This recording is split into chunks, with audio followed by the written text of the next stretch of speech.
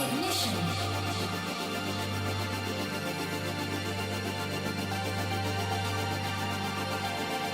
Autopilot activated. 100 miles per hour. Why don't you come on? I can take you for a ride. Why don't you come on? We can drive away tonight. Why don't you come on? I can take you for a ride. Why don't you come on? Tonight.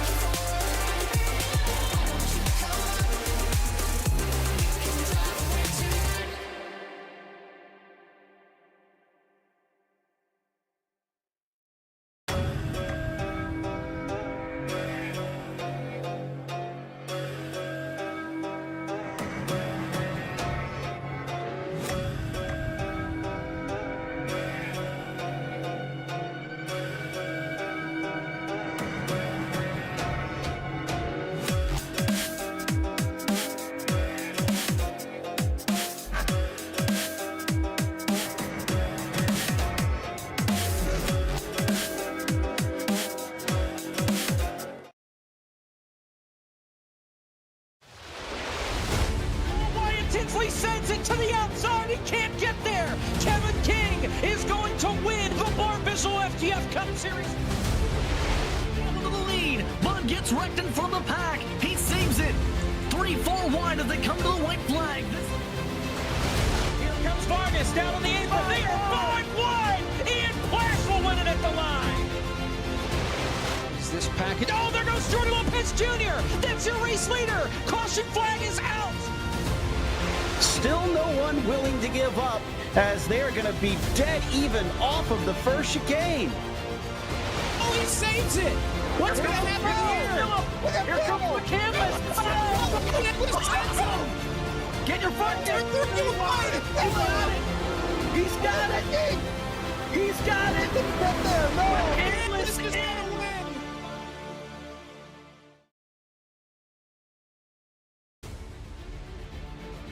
Good evening, race fans, and welcome to FTF.GG's coverage of the opening race for round 2 of the 2023 eNASCAR qualifying iRacing Series live tonight for the virtual Mid-Ohio Sports Car Course in Lexington, Ohio. James Pike here alongside Caleb Hoffman. And Caleb, we have survived. These drivers have survived the gauntlet that is round 1 of the qualifying series. We've cut the field. It is now the top 70 in points as of our last race in Charlotte. It's about a month-ish ago, give or take, that have advanced into round 2. We'll be competing for one of 20 slots to make it in to this fall's eNASCAR Contender iRacing Series.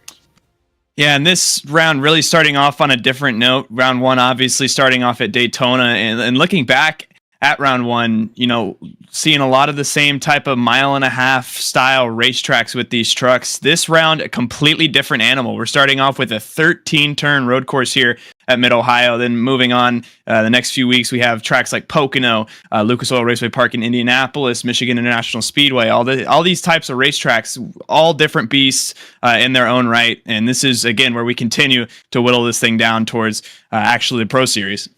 We have a dirt track in here as well. Yeah, exactly. I know, right? The track variety the difficulty goes way up. The track variety goes way up. This is more of a test of drivers. If that first half of the qualifying series schedule is meant to sort of thin the group a little bit and separate the best of the best from everybody else, this is meant to test those that have made it here. And the top 20 more often than not tend to be the 20 fastest drivers amongst the qualifying series within a given season.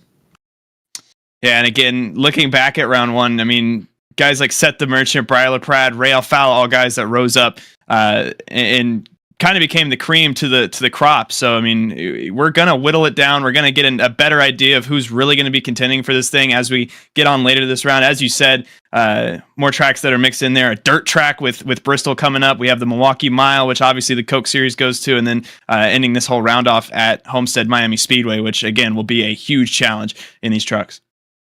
Same place where the eNASCAR Coca-Cola iRacing Series will finish their season in September, and a great place to figure out who makes it amongst the top 20. I also think that in past years, as we've seen the qualifying series develop, and especially as round 2 progresses, there tend to be 2 distinct groups. There's one group that more likely than not already knows they've got a good shot of making it to the Contender Series, and their eyes are focused on that. There's also another group that will be fighting to be in the back half of the top 20 and just scrapping and clawing for their place in the Contender Series. Yeah, and even so, in order to be, move on to Contender, you have to just survive round by round, and tonight, you can't just look past it. I mean, this is a very technical racetrack, again, 13 turns, and so many different areas of this racetrack where calamity is possible, and you can run into some sort of adversity. I mean, the S's, Thunder Valley, the Keyhole all come to mind. Where one mistake and you're going off track, and it's going to be a long uphill battle the rest of the day for you. Will be fun to watch for sure as we now bring you to the starting grid and we tell you where your favorite driver will begin this evening. Spencer Costo is your pole sitter with a fast time of 1 minute and 25.379 seconds alongside Daniel Botafuco, Kwame Scott, and Andrew Navarro, who picked up multiple wins in round 2 a season ago, make up the second row. Rounding out the top 5, Daniel Smallwood, Christopher Pfeffer will start in 6th. Agnel Phillip and Christopher Hill start 7th and 8th. 9th on the grid is Cody Harris. The top 10 this evening completed by James Wenzel. Looking on back to row 6, you'll see Kyler Wynn starting alongside Anthony Burrows to his outside. Blaze Crawford in row 7 with Jake Nichols to his outside. Austin Johnson in row number 8 with Michael P. Frisch. Row number 9, Tommy Gossett and Johnny Avila. Then row 10, rounding out your top 20, going to be Jonathan Delaney and Charles Grant Jr.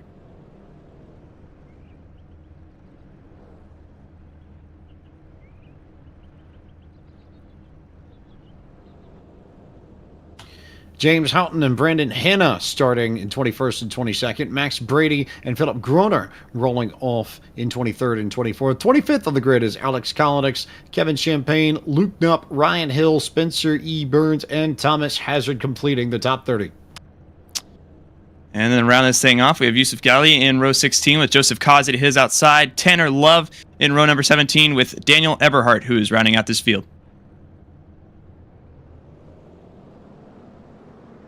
34 cars set to go here at Mid-Ohio Field, getting ready to go for the green. It's a very short pace lap. They start towards the back end of a lap here at Mid-Ohio, and we will turn our attention to green flag racing at the beginning of round 2. From 70, we whittle down to 20, and the road to the eNASCAR Contender Series continues here. Green flag out at Mid-Ohio. Kostowitz gets a good jump, but is clear of Buttafuoco by a truck length heading into turn 1.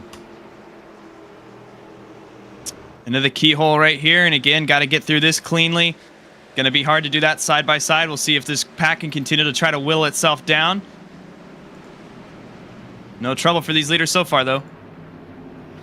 Nothing wild yet. Good bunch of drivers making their way through the keel for the first time, and then down this long back straightaway, one of the fastest parts of the course, down to arguably the slowest part of the course. This is where Simon Pagenaud had his big wreck in IndyCar some, 4 or 5 days ago, right here. Absolutely, and again, it's such a challenging part of this racetrack. As you said, you have to get from the fastest you're going all day to the slowest. Now, approaching the S's at this point, right under that Honda bridge. And again, looks like smooth sailing for our leaders. Nothing crazy amongst this bunch here, and I don't see too much madness, just everybody trying to string out. This is a race where, this being a road course, it's going to be more about making sure that you attack the track. Yes, you want to pass some trucks if you can, but getting around this circuit is just as difficult, if not more so, than trying to make your way up towards the front of the field. And a good, clean first lap for Kostowitz. And I think you're right. I think a lot of this is just going to be very mindful racing where, again, you're just trying to hit your limits over and over. Don't want to overstep your boundaries and put yourself in a hole for the rest of this race. It is a long race here, 45 laps, so you have time to rebound in case of a mistake, but certainly something you want to avoid. And then right now, again, through the keyhole for the second time, all clean. Kostowitz, Buttafuoco, Navarro, still your top 3. Kostowitz, Buttafuoco, Navarro, good battle here, just a little bit further back in the field as so many trucks beginning to make their way down towards turn number 4. Good look there at a bunch of the mid-pack and all the folks trying to make their way through, and then this very long, slow, sweeping set of corners where you want to get on the throttle through here, but you can't really do it until you get to Thunder Valley. Absolutely, and again, it's such a different experience. You referenced Simon Pagenaud just a few days ago. Those cars so light compared to these trucks where you have to just throw all of its weight around. So getting on the throttle can be quite challenging, and it can be super difficult and frustrating as a driver because all you want to do is get back on it and work up your speed, but can't do it here. Long single file lines everywhere. We're keeping our eyes peeled for the first battles on track, but Kostowitz has opened up that lead to almost a second over Buttafuoco. Not much amongst battles really until you get way back in this field. Everybody at this point, I think, just trying to find their rhythm within this course, and maybe we'll start seeing some charges to the front in a bit, but for now I think it's everybody getting used to the field, used to the track, and used to driving in round 2. Absolutely. Again, I think so much of this is a rhythm timing-based racetrack. You see on board here. And again, don't want to overstep your boundaries this early. We had a little bit of a wiggle. Get back down to speed. This is through turns 4 and 5. Kyler Wynn right ahead of us. Good look there at Anthony Burrows' truck. He's got experience at this level in the Contender Series, in the Coke Series as well, and definitely a handful of names in here that have either been in Contender or been Coke Series drivers or sort of in that ballpark in years prior, looking to get back to the Contender Series and potentially race their way into the Coke Series next year. Absolutely, and still looking at Burrows with Kyler Wynn. This almost shaping up to be a fun little battle. I mean, Anthony Burrows right now looks just a tad bit faster, but can't find room in a passing zone to get by Kyler Wynn right there to get in the top 10. those two. Oh, Burrows was so sideways there, and that's lack of downforce. I think more than anything else, these trucks so heavy. You can definitely pitch them into corners to a point, but you go past the slip angle and it becomes very difficult to hang on to them. As you see this battle just a little bit further back, it's Austin Johnson trying to hound Michael P. Frisch, who we ride off the back deck lid of now. And again, right, full throttle through here, and then you're going to have to get all the way on the brakes. It can be so easy to get out brake through this section. Not going to happen here for Austin Johnson, as he will stay P14 right now. He'll continue to try to find a way around this Michael P. Frisch machine. Frisch, one of those drivers who has tons of experience at this particular level of the eNASCAR ladder, longtime veteran of the qualifying series, but looking for his first berth into the Coke Series this time around. You figure someone who's had so much success on the sim, at some point you figure he's got to be, if we had a Vegas book going, one of the favorites to break through and potentially make it into the Coke Series, just with all that he's done in his iRacing career. Yeah, and again, so successful here, and it's kind of surprising, I feel, that he hasn't, but, you know, that can be anything. It's just one bad race, a stroke of inconsistency or bad luck can just derail your entire round, so that's why it's so important to just focus one round at a time, just get good finishes, and try to make that your main priority, main focus.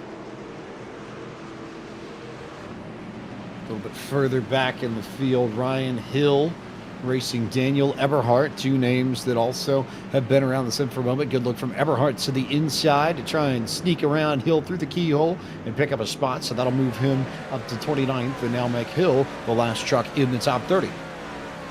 And that was a great pass through the keyhole right there. Just a little bit of contact, get him moved up the track just a little bit to give yourself the preferred line. Nothing too wild, but still just a textbook pass there from Eberhardt as he continues to work his way up from starting P last.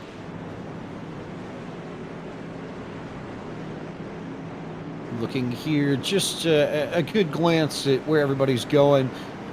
Not too much movement amongst the top 10, but you start sliding a little bit further back, and there are some drivers that have made some gains here in the opening 5 laps. We've talked about Michael P. Frisch already. He's up 3 spots to 13th, and then you've got James Wenzel going the other way. Started 10th and now runs in 16th. James Harden has picked up a few positions. He's +2 from his spot on the grid, as is Johnny Avila, who currently runs 20th. Again, as we look at this pack just start crossing the start-finish line.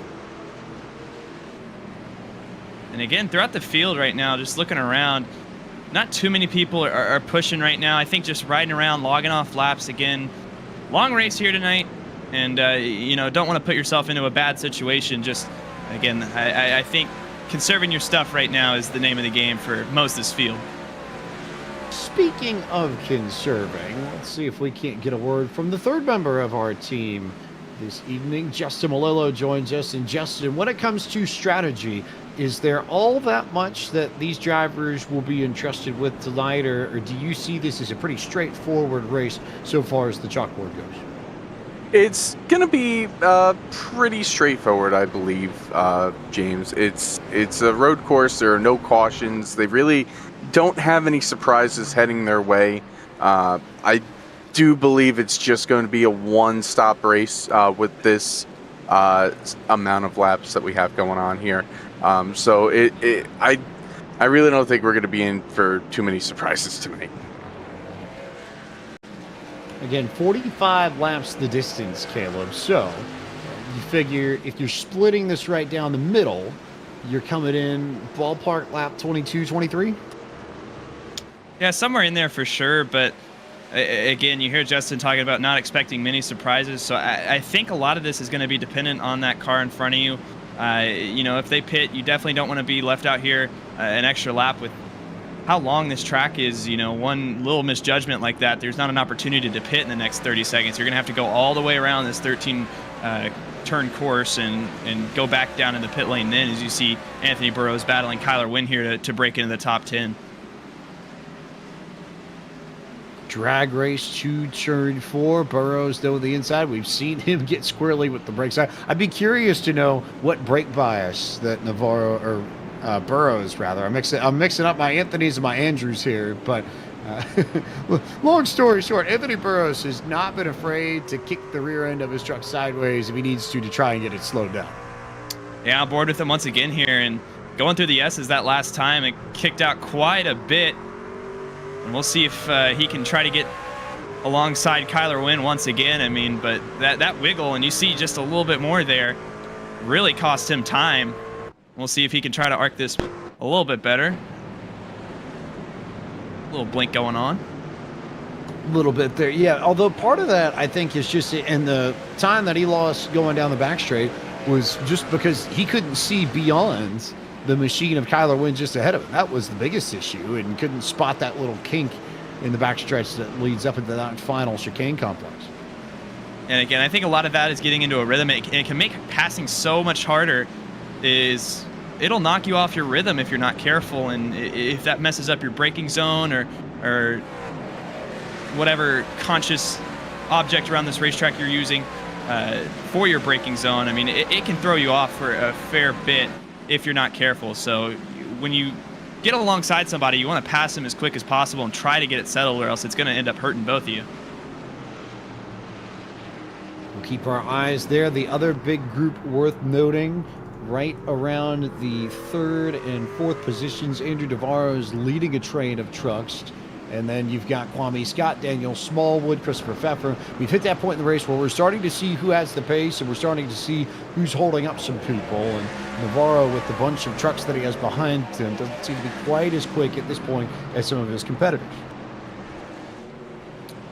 Yeah, for sure. I mean, you see the gap that even Budafuco's built back to Andrew Navarro at this point, and I know Kwame Scott's super desperate to get around him at this point, and the kind of bottleneck effect that's having, where a bunch of these guys from 4th on back are really getting grouped together. I mean, yeah, looking at Smallwood and Pfeffer, both of these guys, if you're Kwame Scott, you want to get around Navarro as fast as possible, because what this is doing is really opening the door for them to make a move on you. Or opening the door for Daniel Smallwood to get around Kwame Scott. That's something that I think he also has to be mindful of, because Smallwood is right there. Depending on what kind of run he gets, Kwame Scott will be safe from an attempt down the inside going into turn 4, just around the beginning of China Beach there. But again, you're seeing this sort of accordion effect where if you're stuck behind a slower truck, it gives folks opportunities. Meanwhile, a little bit further back, that's Michael P. Frisch in a battle with, I believe, Austin Johnson, as they come together and almost touch in turn 4. But they'll continue to go door to door here through the S's and up towards Thunder Road, and Austin Johnson just about lost the truck in front of Jake Nichols and James Wenzel and company, but hung on to it, so he'll lose the battle to Frisch, maintain the 14th spot, but that could have been so much worse. Yeah, it could. And again, one little mistake like that can completely derail your race, and Austin Johnson's lucky there. They'll have to regroup and get back to Frisch, and they'll have to continue that battle more. But I was about to say I was so impressed with how long they were staying side by side, and as soon as that happened, nope, Austin Johnson back into the truck, steps out on him, and that's the second time we've seen that in that area. Think back to Anthony Burrows as well, had that same issue. You didn't even have to say it to make it a commentator's curse. You thought it. Yeah. You've leveled up your ability to jinx people in this field. So I'm going to blame all the Nashville hot chicken you've been eating as of late, since it's that time of year. In the meantime, a reminder that this is not the only race in round 2 of the qualifying series that is going right now. There are 2 races that will be going on to contain our full group of 70 drivers, and they will run snake splits every week. So the fastest, or rather highest in points and lowest in points, will race in race 1, and then second in points and second to last in points in race 2, and so on and so forth until the grids are complete. And for an update on the other race taking place right now, Justin Malillo, what do you have for us? Yeah, it's been pretty much a lot of the same that we're seeing here. A lot of single file racing, not a lot of passing. There actually just was a moment for Logan Helton, who was up towards the front of the field. He went off course and lost a couple of spots, but leading currently is Taylor Hurst, with Brian Mercurio in second and Kenny Brady in third. Another Kenny that we know, Kenny Humpy, is in 4th, and Eddie Kerner is 5th now over in that other split, which is running over on the LSR TV feed over on YouTube. As that happened, thank you, Justin, you saw the 11 of Christopher Hill go around. The problem is that he just bumped into his teammate James Wenzel, and Wenzel now has more damage than just about anybody else in this race so far. Here's a replay, and there was some help from Michael P. Frisch, no doubt.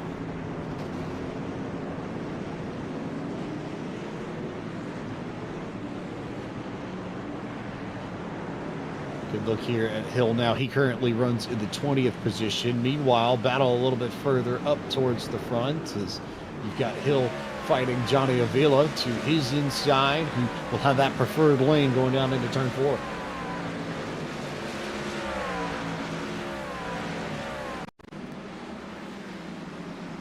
Avila to the inside, Hill to the outside. Will Hill cede the position or try and stay even to carry that speed through this left-right-left portion here before you hit the S's? He does and stays in it, and Hill will defend and maintain the spot. Avila looked for the crossover but didn't have any room, so we'll have to settle back into the 20th position, and that battle done and dusted, at least for the moment. Justin Malillo, looks like you found some stats. Would you be willing to share your brain trust? It's not really a stat. I'm actually trying to figure out who is missing. We had 67 of the 70 qualified drivers show up for these two splits, and I'm just trying to figure out who's missing right now. I thought it was interesting, though. I don't think we ever got an official list from iRacing, but Ryan A. Hill was 71st in points, and he is in here racing. So that means one of the top 70 opted out. I don't know who it is. I'm going to try and figure it out. I'm also going to try and figure out who the other 3 drivers that aren't here are. So give me a few minutes on that. But yeah, just found that interesting. It's a fair point, and we'll see it again in the Contender Series as well, Caleb Hoffman. Yes, the top 20 in points are the ones who automatically get the invitations, or at least the right to be invited, I suppose. But sometimes we see drivers who finish 22nd or 21st in points make it into Contender for various reasons. So there's reason to compete. Even if you just end up on the fringes of the top 20, there's reason to stay in it all the way through September. Yeah, absolutely. And if you're the first or second guy out somewhere in that tier, like you said, there are all sorts of things that can happen that can impede drivers who do advance either into round 2 or on to Contender. It just interferes with their ability to compete. So if you're the first, second, third guy out, maybe for sure keep your eyes peeled, because you very well still might be in it. Continuing to work our way around Mid-Ohio, lap 13 of 45, so we're almost a third of the way through proceedings this evening here at the Mid-Ohio Sports Car Course, and a good bunch of drivers fighting for position. You've got Anthony Burrows, who's been able to get around Kyler Wynn, and then just behind him, Blaze Crawford leading a ton of trucks. Michael P. Frisch is there. Austin Johnson is there. Jake Nichols, Tommy Gossett, Jonathan Delaney, James Wenzel, James Houghton, all of them within maybe about a second or two and just about nose to tail. And you have to be careful right here. Once again, any sort of contact can really set you off. You see Michael P. Frisch is kind of in a tough situation again. He's got to figure out a way around Blaze Crawford without letting Austin Johnson get at least alongside him, because then they'll really both be at a disadvantage here. And you see, one truck off track. I believe that is the Max Brady machine. Wild stuff here as Brady had an unsafe rejoin and just about got into some of the trucks that were coming up the top of the hill. That was a scary moment, in particular for Philip Groner and Daniel Eberhard, who I think got into the back of Groner as Groner checked up to try and avoid hitting Brady. And side effects like that certainly possible here, and we'll get a replay for you. You'll see going down into the beach.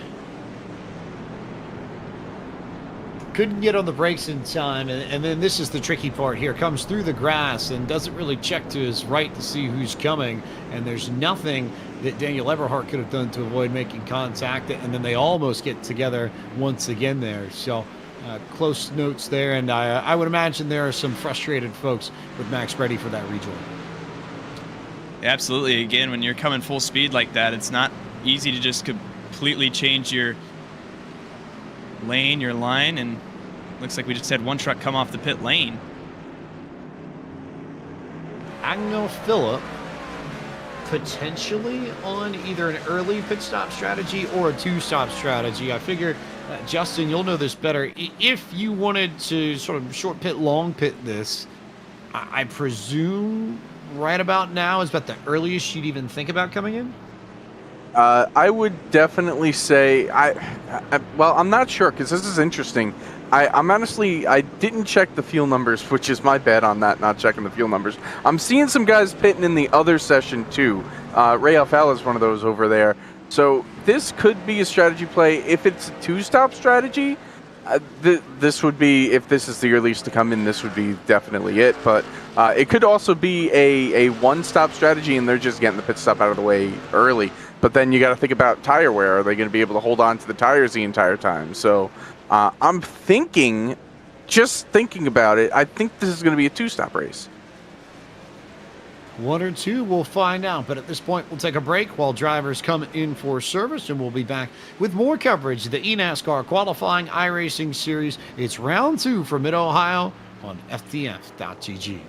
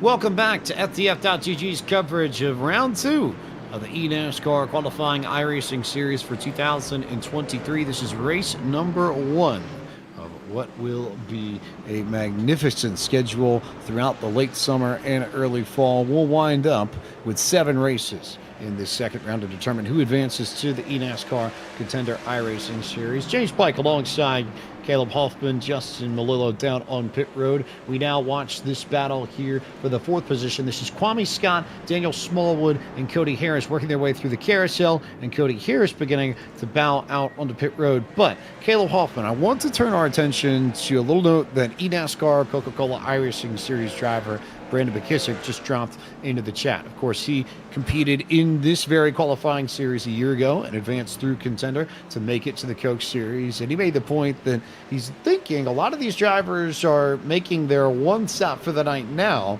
because it's easier to pass trucks by pitting early than it is to try and race around them. So I would venture to think, and you can correct me if I'm wrong on this, but just looking at this, if you don't necessarily feel like you have outright pace, it's probably smarter to come in now, get your pit stop done, get the track position on potentially some faster trucks behind you, and then try and hold them off for the final 30 laps, no? Well, yeah, like you said, I mean, it's much easier to hold off a pack of trucks than it is to go and chase them down if you don't really believe that you have that type of pace. So yeah, you are seeing a lot of these guys get this stop out of the way, and some of your leaders you're going to see wait around until a little while later. As well, you got Austin Johnson with another wiggle there, coming up to the S's now. But and yeah, we can go elaborate with Justin even a little bit if we need to, but I think that is the move. Is again, for some of these guys that are a little further back in the pack, for sure you would rather hold off these leaders than have to go chase them down for track position. Worth noting here, and Justin, I'll want your take on that in just a moment, but before we turn to Justin, everybody from 22nd on, save for Spencer E. Burns, has already come down for service, as have Agnel Phillip, Christopher Pfeffer, Andrew Navarro, Cody Harris, and Christopher Hill. We've also got some trucks coming in right now. Daniel Botafuco, Kwame Scott, Michael P. Frisch, Austin Johnson, and Jake Nichols all in for service. But Justin, what's your take on the strategy? I think it's interesting. If it is only a one-stop strategy and getting it out of the way early, I mean, you're going to have the cold tires at first, but when it warms up, I mean, if you pit it earlier, you're going to have the warm tires faster. It's just, I know that people talk about the road course tire a lot. I just don't know if it correlates the same way to the truck series. Either way, definitely interesting to see everybody pitting so early if it is a one-stop strategy. Some guys, though, are opting to stay out, including our leader. So we'll just have to see how that works out for everybody. Battles upon battles upon battles, and one truck off the pace and off the racetrack, and I believe, let's see whether or not that might be James Houghton, as it is indeed. That's right off the exit of the keyhole, right before you come down the long straightaway here to turn 4. And that keyhole is one of the most tricky parts of this racetrack. My personal least favorite. We've got a replay right here, and we'll see exactly what happened to Houghton. Just a little bit of contact with the truck to his outside, and that sent him all the way to the barriers. All things considered, he did a good job not making much more considerable contact.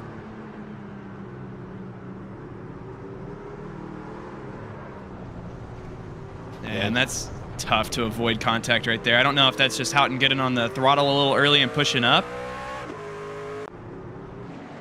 I think it's a little bit of that. I think these trucks also had the ability to hook just a little bit in the sim, so I'm not sure there's much that Jonathan Delaney could have done in that situation either. He was the other truck involved in that. As you see this field begin to shuffle around, this is a good shot here. The keyhole again. Kyler Wynn fighting Ryan Hill, who's one of the few that has not made his pit stop yet. So I figure he and Hannah, Champagne, and then Smallwood, Crawford, and Wenzel all probably in within the next 5 laps. As your pole sitter and race leader throughout up to this point, Spencer Costawez, did come down pit road last time on.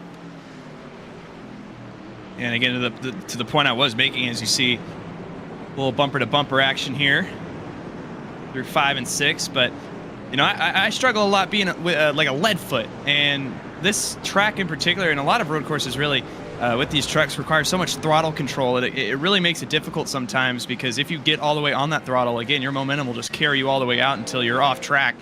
And again, especially being side by side, really makes a lot of these things difficult. So, I mean, throttle control all night has been important and going to be so important. As you see, a little bit of an overshoot in the box right there.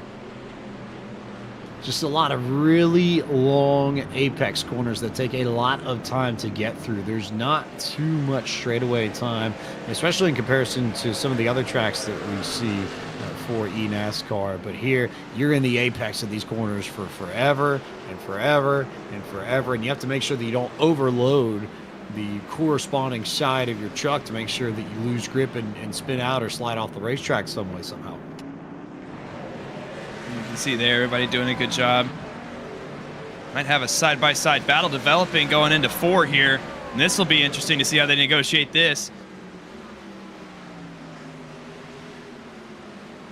Smallwood and Brandon Hanna and Anthony Burrows all in the mix. Smallwood's going to clear Hanna, Burrows is going to clear Hanna, and Kyler Wynn will have the opportunity to get Hanna as well if he can hold the momentum on the outside, entering the S's. Nice work there from Kyler Wynn, and Hanna will drop from 9th all the way back to 11th within the span of about 4 corners. And again, that is particularly impressive from Kyler Wynn there to be easy enough on the throttle to get around Hanna, but also not have the back end of the truck step out like we've seen so many times from trucks in that area. This is Blaze Crawford trying to move his way on up. Clearing Ryan Hill, who's yet to pit. He's one of 3 drivers that have not come in for service yet. The other 2, Brandon Hanna, who we just saw losing those positions in turn 4, and your leader, James Wensel, as one truck is off in the corner. That's Max Brady, I believe, or Thomas Hazard, actually, who ends up way over in the beach and stuck over at the top of the hill right by turn 5.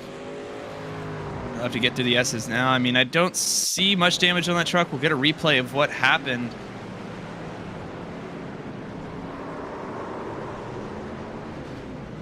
That's a weird incident there.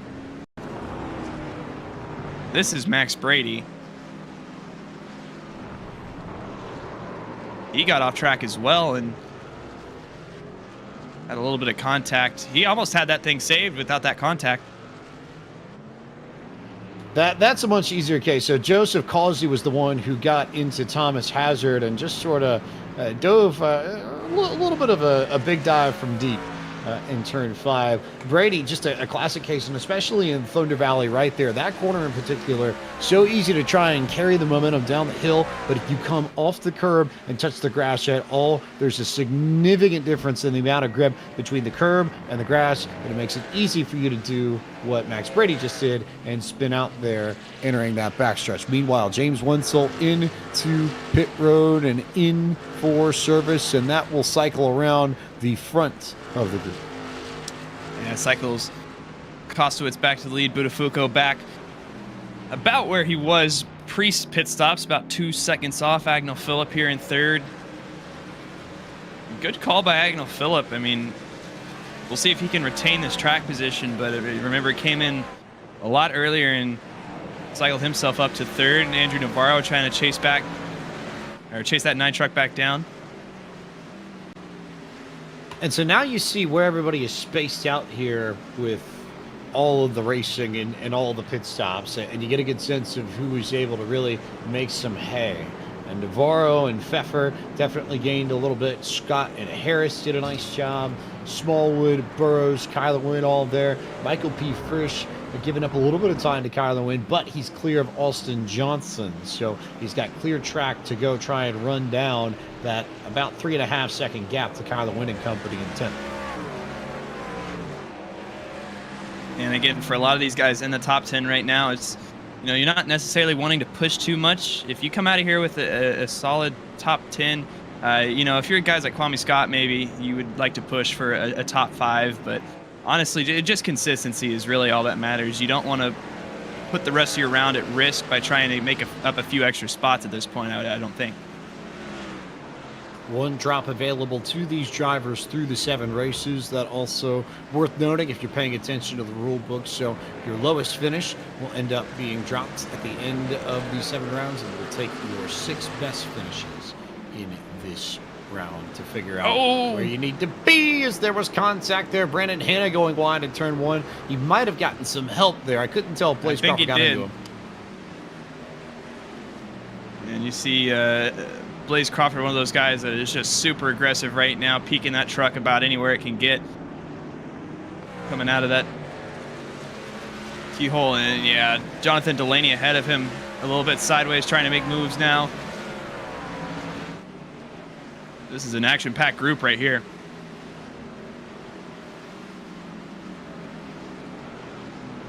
Very much down into turn 4. Jonathan Delaney, part of this. Johnny Avila in here. Blaze Crawford. Look at that move from Blaze Crawford to get to the inside of Avila and make that pass. Nice work from Crawford there to get up to 16th. Avila back a spot to 17th. And then Brandon Hanna just in front of Charles Grant Jr. and James Wensel just a little bit further back. And Blaze Crawford Again, one of those guys, he's not comfortable in the 16th spot right now. 22 laps to go. You don't want to let everybody else get spread out. So sure, you have time, but you don't want to let everybody ahead of you get spread out to where that time advantage is kind of neutralized.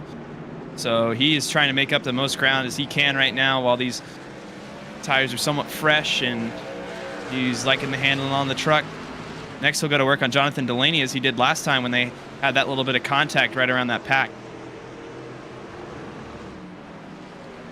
Good look at this bunch. Also can tell you that Brandon Hanna just came down for service. That means that Ryan Hill is the last driver in this field that is yet to have made a pit stop tonight. He will be the last one to come down pit road for service, and then everybody else will have finished off pit road service for the evening, we presume, of course, barring the unexpected. So we'll keep an eye on where Ryan Hill comes out. He had been running right around the edge of the top 10th, but has fallen back significantly and is currently scored in the 23rd spot. He started tonight in 28th, so there may still be room for a net gain yet, but Ryan Hill falling a lot through the running order here. And again, so difficult. And he's especially got to work on just getting his rhythm back, and it's so hard when you make a mistake like that. And you see up here another battle with Blaze Crawford now around Jonathan Delaney. Crawford will try to go to work on Hill up ahead of him. But that Ford truck on a tear right now. And Johnny Avila just coming back from the grass. I saw it just out of the corner of my eye. He got off the racetrack coming up towards the care zone. Meanwhile, let's go to Justin Malillo for another update from our other race and updates on what he sees here from this field at Mid-Ohio. Sure thing, James. One point that I did remember in the most recent update that iRacing had, they added the new damage model to these trucks, to these NASCAR Craftsman Truck Series vehicles, and I'm watching this other split, and I saw there was contact between Briar LaPrade and Noah Bitts, and Bitts went into the tires because you just can't slow down once you get into the grass sometimes, and his car was completely junked, or truck was completely junked. So that is one thing. I mean, you got to race each other, but you also got to race this track, and the grass is like ice sometimes. As we see Navarro get loose, I'm seeing him get loose on my screen. Yeah, if you put it into the tire pack, that is quite possibly race over. So Boyd Hogan over on my other screen here, he just hit the tires in this other race. So definitely something to look out for. Up front, though, in the second split there, Taylor Hurst continues to lead. He's got about a 4-second lead over Brian Mercurio. So T-Dog in control of the other race that you can see on LSR TV. In the meantime, that is an interesting point with the updates, Caleb, that long and short of it, if you get off and you hit the tires in particular with the new damage model, it may hurt your truck more than what we may have seen under the old damage model, which we ran last year in round number 2 and in round 1 of this year's eNASCAR qualifying iRacing series.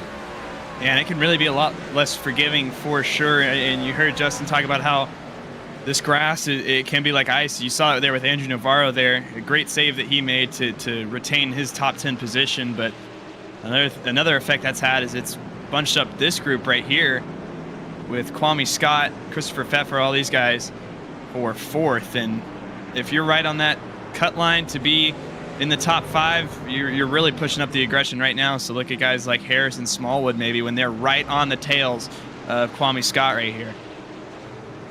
This is a 4-truck group. This, we call it quartet, arguably quintet, if you chuck in Andrew Navarro at the back of it.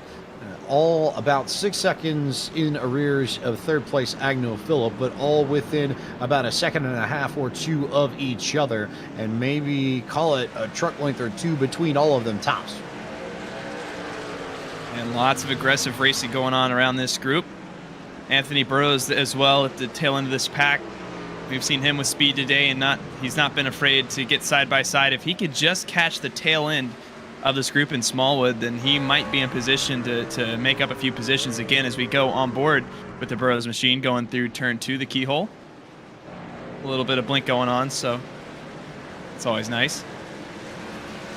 Thought I saw a slight slide from Christopher Pfeffer. Meanwhile, just a little bit further back, Kyler Wynn able to clear Andrew Navarro. That's for the 9th position. Wynn having a solid run. He's been right around the edge of the top 10 pretty much all night long. Yeah, Kyler Wynn's had a great night, and Andrew Navarro has had lots of speed here, so it feels good to get around him if you're Kyler Wynn. Navarro's really got to recollect and regroup after just that quick overstep. It set him back about 6 positions, and that's easy to do when you got, again, all those trucks in close quarters right behind you. One mistake like that can really derail your night. There's another truck's off track. That's Spencer Burns? Might be, who's scored shotgun on the field, 34th. So not the night that Spencer Burns wanted to start his round 2 campaign with, as everybody else continues to make quick work of things. Worth noting that the truck just behind him in the picture is our race leader, Spencer Costawez. And then Daniel Buttafuoco is the next truck that you saw just in the back of your picture, entering the keyhole and just sort of behind here now. We'll see him poke out. There he is now, making his way through the apex. But that's the gap from first to second. It's about 3.5 seconds in real time. And then there's about another, call it 6-7 seconds back to Agnel Phillip. And Christopher Pfeffer and company have made some gains here. They're now only about 1.5 seconds back of Phillip. So we could see a pretty good battle for the 3rd spot begin to brew within the next few laps. Absolutely, and looking around this field right now, another interesting note is you see this group is still all together right now, this 4th through about 8th group of Pfeffer to Burrows, but Kostowitz right now, as he continues to gap Buttafuoco, he has the highest road I rating out of anybody who's advanced on, so to see him put on this type of clinic is very validating, rewarding for him, but also goes to show how important these different classifications are. If you remember a few years ago, just because this was an oval series, it would use your oval I rating exclusively. So to now group everybody using that road I rating here at Mid-Ohio, excuse me, it goes to show you how important that really is. As we look at the battle for 4th, another good point here that I think we need to be mindful of regarding Costa was, remember that Larry Pace was the winner in the top split of the season opener for the qualifying series at Daytona, and he did not manage to even make it into round 2. So, yes, Kostowitz is having a great night here, but one good night and one win does not guarantee you a spot in the top 20. You still have to be able to perform the other 6 races of this calendar. So even though it looks like Kostowitz, barring the unexpected, is going to get off to a strong start, it's round 2. That means that the work is also very far from over. Also, Justin Melillo said you have names. I want to hear these names. What names do you speak of? No, I was just going through. I finally figured out there are 4 drivers in the top 70 that didn't show up to either of these 2 races. Kyle Peddle, everybody was messaging me, and like, Kyle Peddle's one of them. Yes, I knew Kyle Peddle. So thank you to everybody who messaged me on that. But also missing Dalton Collins, Connor Yarashak, and Blake Neer. Now, I don't know who the person is that opted out, because obviously somebody had to have, if 71st from the round 1 is racing tonight. So one of those names opted out. Don't know who it is, but that's if you're Nate Stewart, who was the first one out, that's who I would be yelling at right now. So some drivers deciding to take the night off, other drivers continuing to make work of things, and other drivers still yet fighting for positions. And right on cue, it's Cody Harris now in front of Smallwood, in front of Burrows. This is the same group that we've been watching where we just expect something to happen. Meanwhile, how about we go a little bit further back, Christopher Pfeffer and Kyler Wynn. Wynn had a really good run out of the keel and then had to check up just a bit. I don't think he'll be close enough to make a move entering turn 4, but definitely the closest battle within this pack, because Kwame Scott got a little bit loose there and just about hung on to it, but we'll back up to the clutches of Pfeffer and Wynn and make this a 3-truck battle for the 7th position. This is interesting here as you see Kyler Wynn all over the back bumper of Pfeffer right now, trying to get past for this 8th position. didn't quite have it there through the S's. We'll see if he can get it here. Not quite. And Pfeffer, worth noting, we missed it out on the broadcast, but he went off on the exit of turn 4 lap ago. We'll see the replay here. Looking to the inside of Kwame Scott and just couldn't quite get it wood up in time. Actually, some contact between those two trucks. So Pfeffer had to dirt track it a little bit to get back on the racetrack. And interesting then that Scott ended up going a little bit wide the very next lap after. And a good job by both of them to keep it going, but you see the effect that that's had, where we had that big pack earlier, and now really that's split up. As you see back between Burrows and Scott, that gap has massively expanded and is really taking Kwame Scott and Pfeffer out of that group. And they're going to have to make up some serious time right now, and that's going to be difficult when you have Kyler Wynn all over your back bumper now if you're Pfeffer. Take a good look here as they go into turn 4, and we'll see if Wynn decides to make the move. He does not, so we'll keep an eye on that battle. But for now, we'll take one more break, and then we will bring you home to the checkered flag for race number 1 of round number 2 of the 2023 eNASCAR qualifying iRacing series here on FTF.GG.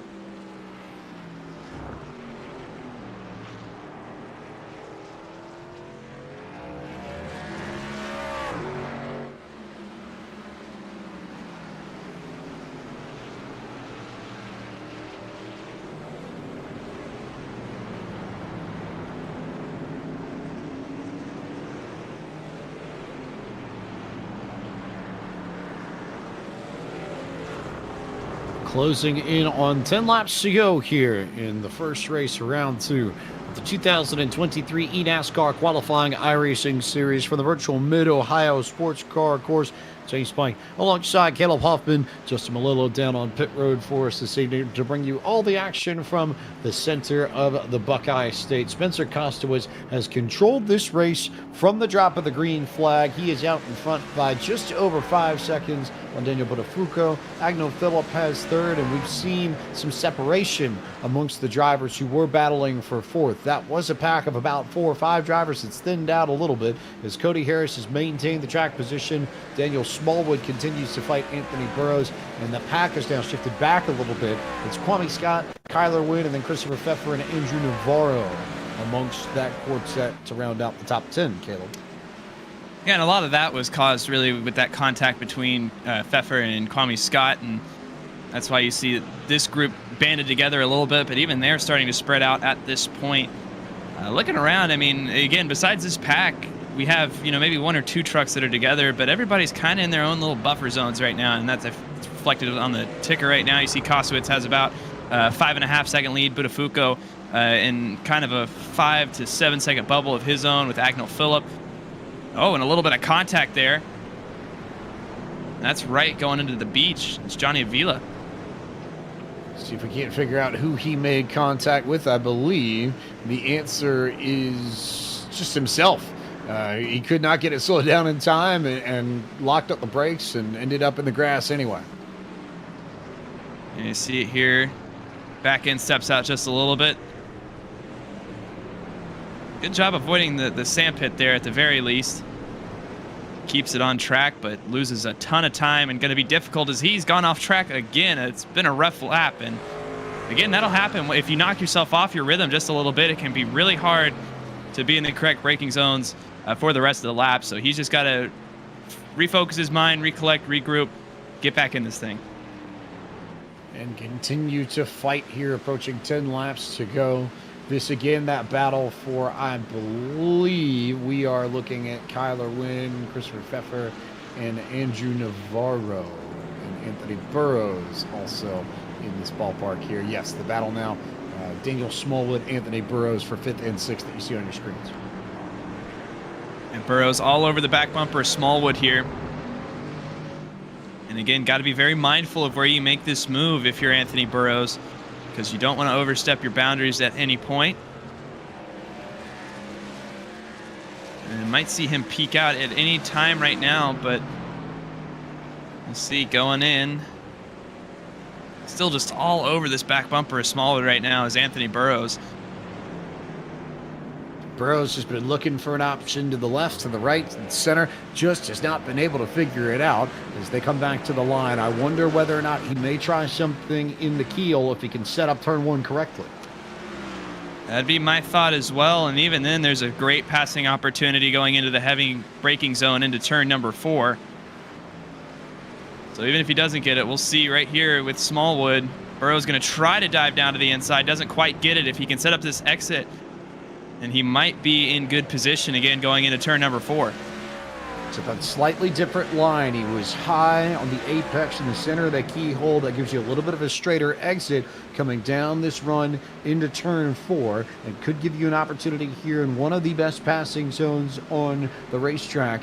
Nothing yet, though, for Anthony Burrows continuing to work Daniel Smallwood. And at some point, you have to ask the question, how much can Smallwood resist the pressure? We know that Burrows has the pace and is the faster truck. But again, one thing to be there, another thing to pass. And if you're Smallwood, how much are you watching the mirrors? Well, it's hard right now because you don't really know where he is at some of these corners on the racetrack. But with Smallwood right now, I mean, you just got to do the best job you can in making your truck wide. And we'll see going in through the latter half of this lap.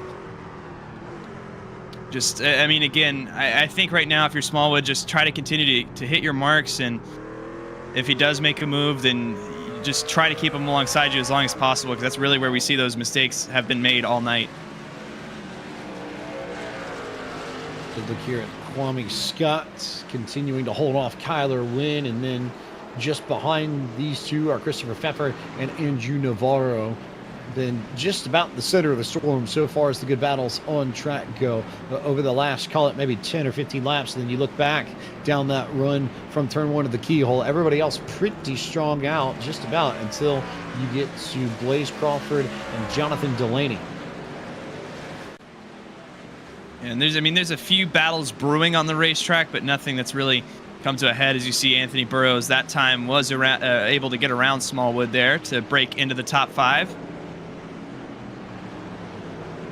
But again, just many packs of trucks right now, just groups of 2 in their own little buffer zones is really the name of the game around this racetrack right now. And you'll see a lot of these guys, I think, not really wanting to push it because you just have that guy in front of you, and then above, besides that, it's not really much headway you can make. All eyes now to Pfeffer and Navarro, which takes the mantle of best battle on the racetrack. Kwame Scott's been able to gap Kyler Wynn ever so slightly. It's not much, but there's a little bit more breathing room on that battle for 7th than there is on the battle for 9th directly behind him. And you see Andrew Navarro has been all over Pfeffer here.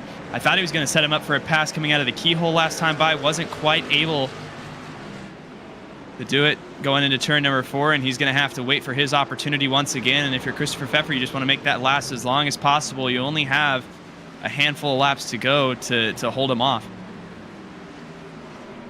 Coming down to 8 laps to go here in Mid-Ohio. I'm also keeping an eye a little bit further back. Another really good battle, and one that's arguably been a little bit more intense than these battles up here. Right here, Blaze Crawford, Jonathan Delaney fighting for 15th and 16th. Crawford has the spot. Delaney wants it, running new colors tonight. Announced earlier today that Delaney now driving for Rise Esports for round 2 of the eNASCAR qualifying iRacing series. So trying to do well on his Rise debut, and now peeking to the inside of Blaze Crawford in turn 4. This is going to be interesting right here between these two, and I think Blaze Crawford is smart to just give that spot up and live to fight another corner. We'll see if he can try to set up a pass once again. But you don't want to be side by side in a heavy braking zone like that because, again, one little mistake will put you off track.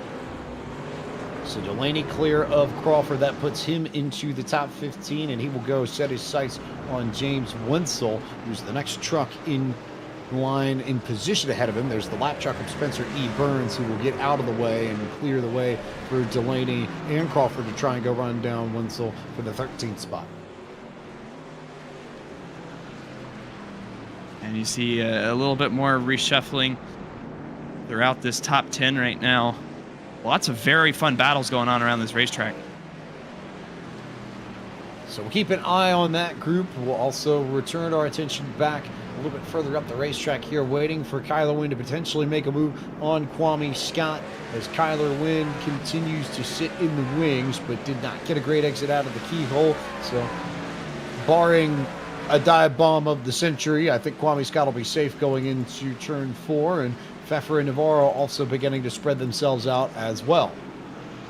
Yeah, don't count Kyler Wynn out of that.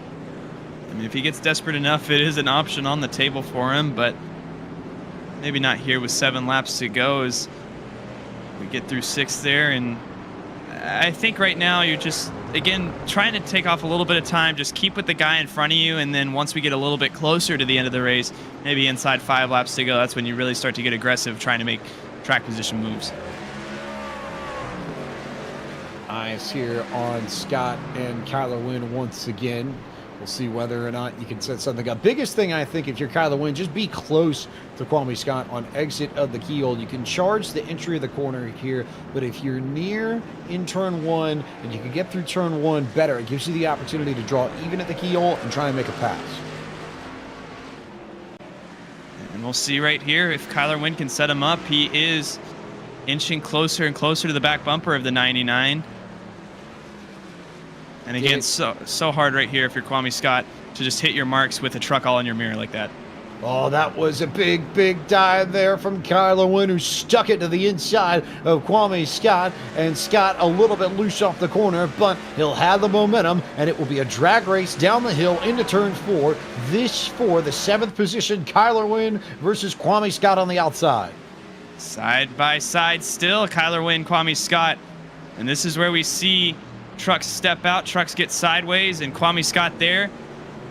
Just going to give it up for right now, and again, live to fight another corner, and that's going to put Kyler Wynn into the 7th position. He goes to 7th, Scott back to 8th, and there's a very good battle just behind this group because Pfeffer, Navarro, and Frisch have all bunched up. In the meantime, Justin Malillo, what further updates do you have from the other race in round 2? Sure.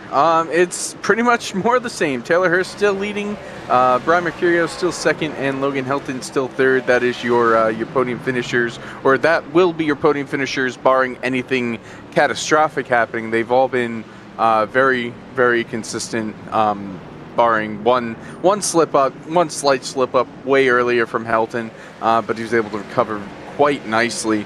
I am looking down the running order in this one, and our round 1 champion, which was Seth DeMerchant, he's running 10th right now, which is, that's enough to get you in the top 20 as it is, but it's kind of an off week considering how many points that he got in the first round.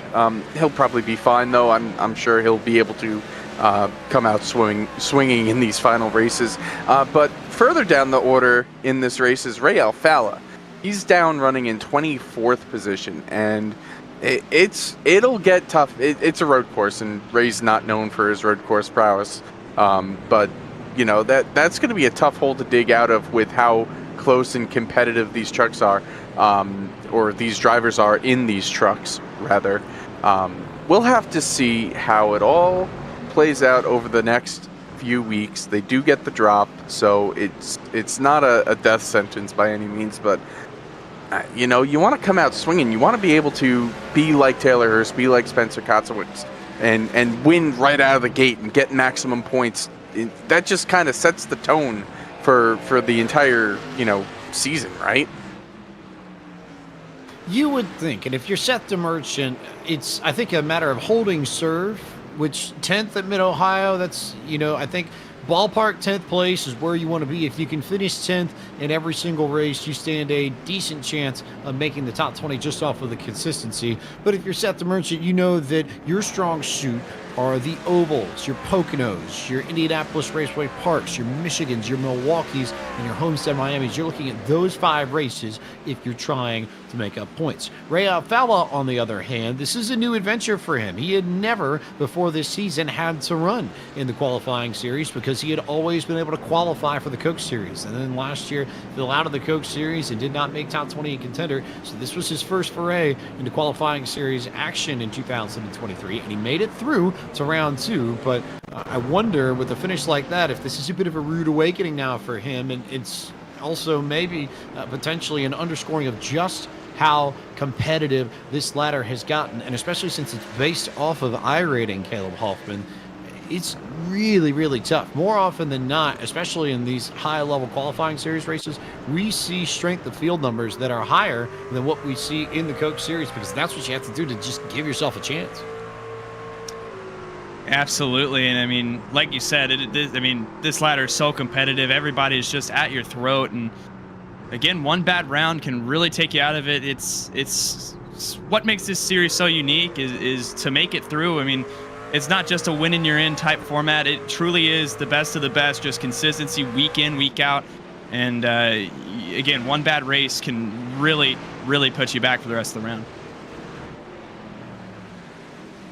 There is the one drop of the 7 races worth noting as well. 3 laps to go here for Spencer Kotzowitz, clear of Daniel Botafuco by 5.7 seconds. Meanwhile, though, might be worth keeping an eye on Agnew Phillip, who all of a sudden is now in the clutches of Cody Harris. You see Michael P. Frisch making a move. We'll stay with this as they head down to turn 4. This should be on Austin Johnson for Andrew Navarro for the 10th position if Frisch can make it stick.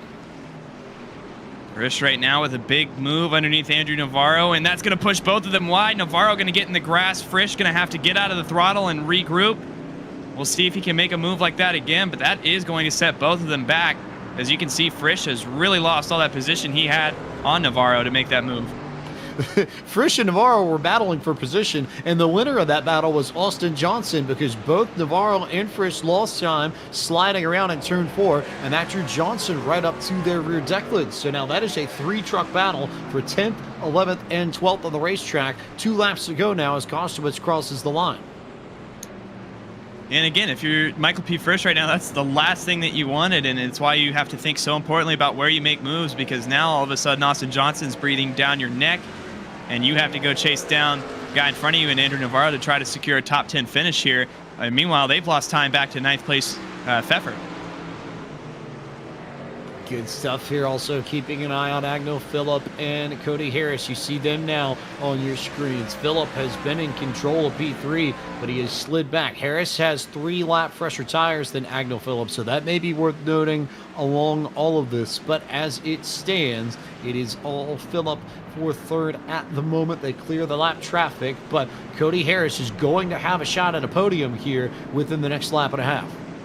Absolutely, and this is where Agno Phillip has really had to focus on to just try to hang on and survive. When you come in early like that, yeah, you get the track position, but your equipment is just burned up at this point. Again, it's really just about retaining that position and surviving. So right now, he's got to just get through this final about lap and a half for him and just try to survive and come out of here with a podium finish. White flag for Spencer Kostowitz, who crosses the start-finish line to begin the final lap, and there's contact with the lap truck there, and Kostowitz goes off the racetrack, and Buttafuoco's going to be able to close. Is Buttafuoco going to be able to get the lead here at the end of this? There's Ryan Hill, and here comes Buttafuoco to take the lead on the last lap after the contact, and now there's a battle for the race win, which we did not expect at all, Caleb Huffman, but here we are through the keyhole and down to turn 4 for the last time. No, we did not. Going into turn number 4 into China Beach, this part of the track is going to be so important for Kostowitz, who has dominated this race. If Buttafuoco is going to win, he's going to have to hold off right here. Both of them are going to go down. I don't think Kostowitz quite has the track position on him at the moment, but Buttafuoco's going to run wide, and that's going to open the door right back for Kostowitz. Oh, and there's contact there with Ryan Hill. They both go off the racetrack, and thankfully Agno Phillip is nowhere near this to make this any more complicated than it is, as Hill gets in the middle, and Buttafuoco is now clear by, call it, 6 or 7 truck lengths, and Kostowitz, who had led this race from flag to flag on the last lap, has contact with the lap car, and Daniel Buttafuoco is scooting away at the end. Daniel Buttafuoco, he was just lurking around all day in 2nd place, had a good, consistent truck, and one little mishap from Kostowitz, I think, is going to cost him. One last big send contact there with Ryan Hill, and never say never. Daniel Buttafuoco makes up 6 seconds on the last lap to win race 1 of round 2 of the eNASCAR qualifying iRacing series. Completely unexpected, as there's more corners further back. And wow! I mean, if you told me a minute ago that Daniel Buttafuoco would have been in victory lane, I wouldn't have believed you. But here we are, and it just goes to show you, in one lap, anything can happen. My goodness. A wild race at the end of that. My goodness. We'll have to go back and see who got into Kostowitz, who immediately exited the server. So not a huge surprise there for all the frustration. But we'll take a look here at the contact entering turn 1. You'll see you've got Kostowitz to the inside pretty well clear, and it was Joseph Causey that got into Kostowitz and sent him off the racetrack. And you see, had almost a little bit of contact with that merge there, and he did a great job, actually, of merging back here with Buttafuoco right in front of him. But what an insane turn of events here on this last lap, and they weren't done beating and banging even after this.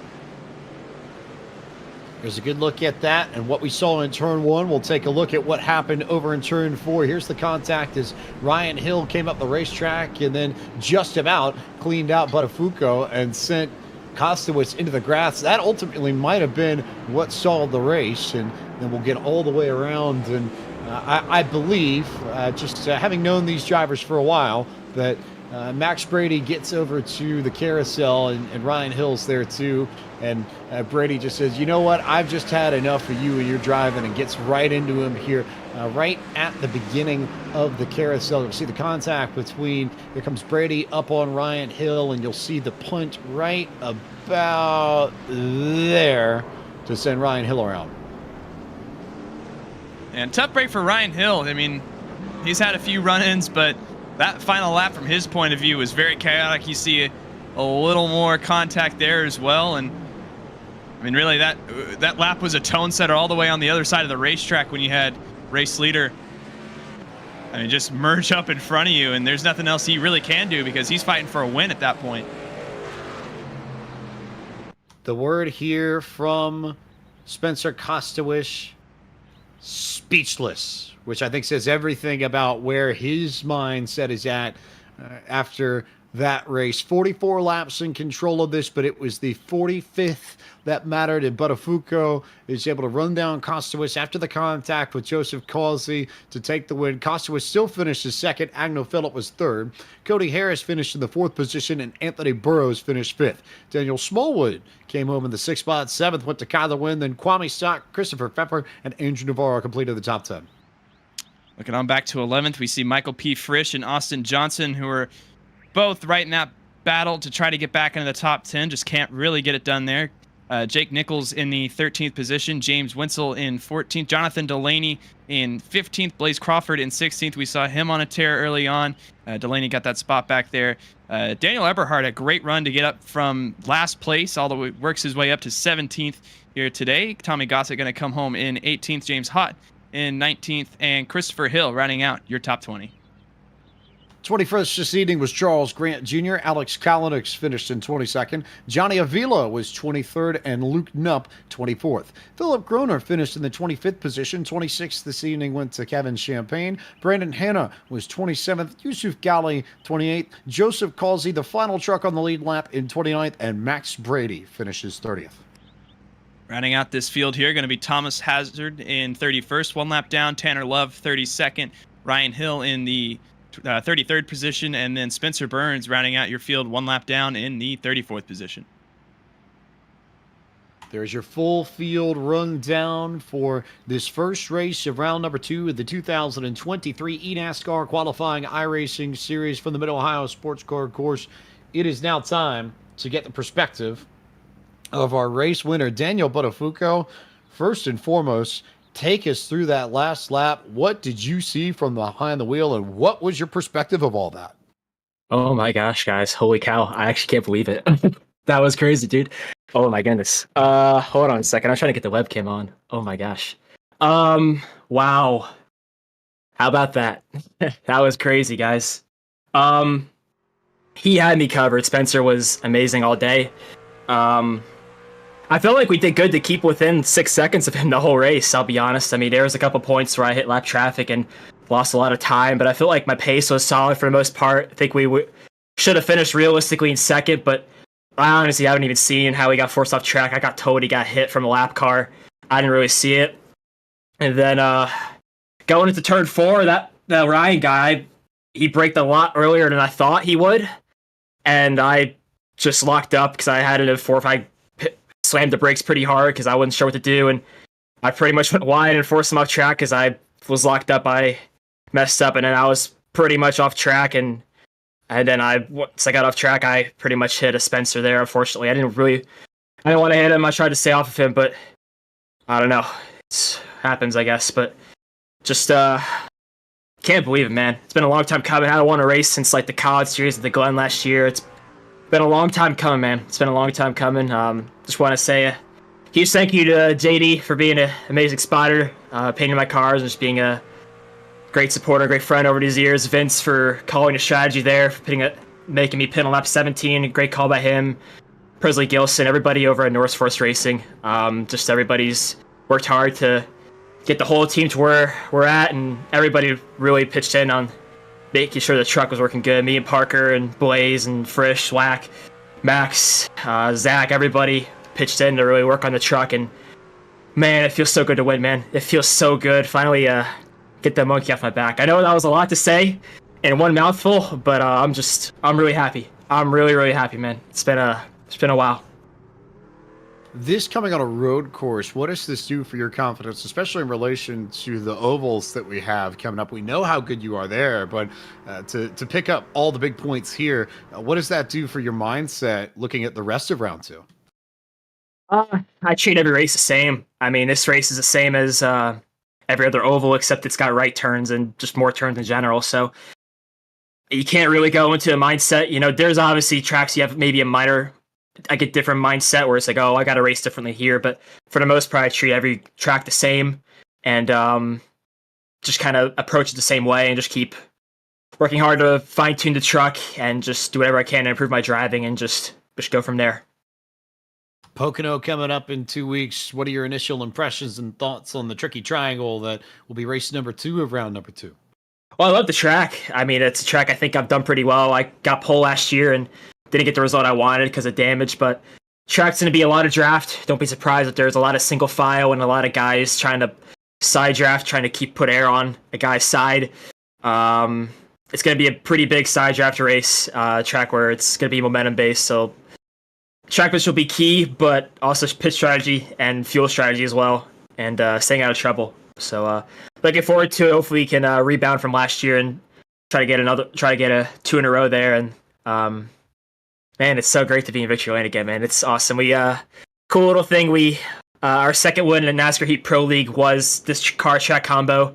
Won in the trucks at Mid Ohio in the NASCAR Heat Pro League 3 years ago, and it's come full circle. We win trucks at Mid Ohio in the eNASCAR iRacing Road to Pro Series, so it's a great little twist there. 3 years difference, so crazy how time flies, and it's all with the thanks of the great people around me, JD, Vince, everybody at NFR, SRD setups. Man, I can't believe it. It's a weird way to win one, but hey, these wins don't come easy, and I gotta celebrate when I can, man. It's great. We'll call that progress in 3 years leveling up. Thank you. Daniel Buttafuoco, winner at Mid-Ohio, race number 1, round number 2 of the eNASCAR qualifying iRacing series. We'll turn our attention now from our winner to our 3rd place finisher, Agnel Phillip. He's joined us. He is now alongside our Caleb Hoffman. Yeah, and Agnel, we saw a little bit of a pit strategy early on there from you that really helped you out track position-wise, and just kind of trying to retain that track position. Talk us through your race from that nine's point of view.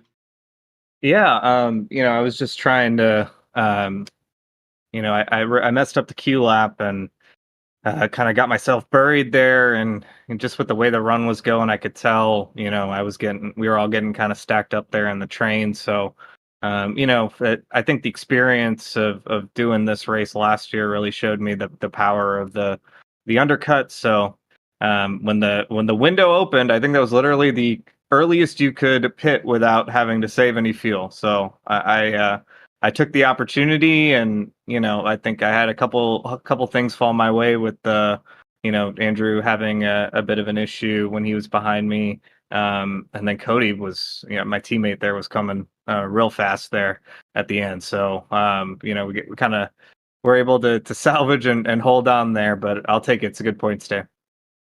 Absolutely surviving here with a 3rd place finish, and all day we've been thinking short term, thinking long term for a second on to Pocono here in a few weeks, and then even beyond that to Indianapolis Raceway Park. Are there any events in this round that you have circled is tracks that you're going to thrive at, and then on the other hand, some tracks that you might need to use that drop for? We'll see. I think we've had good pace at all the tracks this year, so I'm hoping we can keep that going. I definitely feel the need for a bit of redemption after last year. It started with the 3rd place here at Mid Ohio last year too, and ended up missing what ended up being the cut line by a point. So gotta kind of stay on it. But I think IRP last year had a crash early in the race that really took away what should have been a very good result. But so I'm kind of got that circled, I guess, to answer your question. But other than that, I think, none of them, other than with the exception of probably Bristol Dirt, seems like a, potential weak point. I think we can be strong at any of the following races in this round. Well, that's a confident Agnell Phillip. He's got that win at Darlington in round 1 and hoping that he can continue on some of that momentum here with a third place finish here tonight. Thank you for your time and congratulations on a podium finish here, Agnell. Appreciate it. Thanks, Caleb. And that's your third place finisher, James. We did not expect that kind of nutty finish to begin round 2 of the eNASCAR qualifying iRacing series, and yet here we are. The contact from Joseph Causey sending Spencer Costaway off at turn 1 to begin the final lap, and then Ryan Hill and Daniel Buttafuoco tangling it. And I don't think people realize, just going back and watching the replay, that Hill and Buttafuoco were about this close to spinning out underneath Costaway, and that could have played out very differently for Costaway had it been tweaked ever so slightly. It certainly was no guarantee, I think, up until Buttafuoco was able to get clear coming down the hill from 5 into 6, that it was going to be his race to lose. So lap traffic definitely throwing a very big wrench into a race that for some of these drivers is arguably the biggest opportunity of round 2. And I think that's the part that will sting if you're somebody like Kostowitz. You knew that your advantage relative to the field was greater tonight than it will be for any other race in the series, and yet you come away empty-handed. Yeah, and imagine my shock when I'm filling out our notes for him with just typing in the winner and all this kind of stuff. He has a 6-second buffer, and then all of a sudden I hear trouble, and I look over at the feed, and he's off track, and then all of a sudden it's Buttafuoco's race to lose, and they get side by side. I mean, just an absolutely insane finish here for Mid-Ohio, and again, for Daniel Buttafuoco to not only be in position, but to be ready for anything like that, and to be 6 seconds, what was it, on the final lap, and again, be in position and be ready to go battle for the win, contact, lap traffic, everything in his way to really impede that win, and he comes out of here and gets it done. And if that's a trendsetter for round 2 here, then man, we are in for one heck of a round. Again, going up to the likes of Pocono, Indianapolis Raceway Park here in a few weeks. Michigan's going to be a wild one, Milwaukee Mile as well. So, I mean, we got some potential for a crazy round 2 leading into contender here. And again, if tonight's any sort of indicator on what we're going to see, then man, we are in for a treat.